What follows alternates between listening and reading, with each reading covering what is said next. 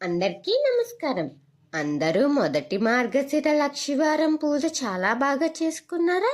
నేనైతే చాలా బాగా చేసుకున్నాను. మీరెలా చేసుకున్నారో కమెంట్ రూపంలో తెలియజేయండి. మరో కొత్త శ్లోకం చూసేద్దామా మరి?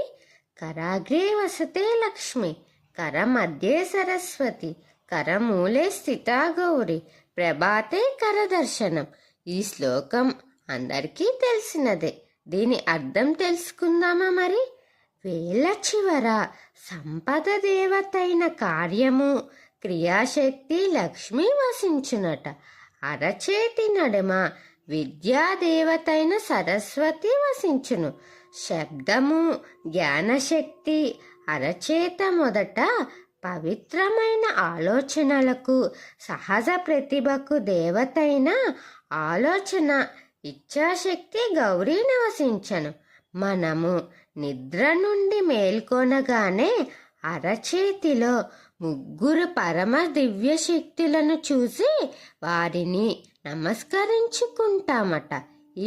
ఈ ప్రార్థన భావశబ్ద కార్యములతో సమాన్వితమగునట. కొత్త శ్లోకం కోసం తెలుసుకున్నాం కదా మరి.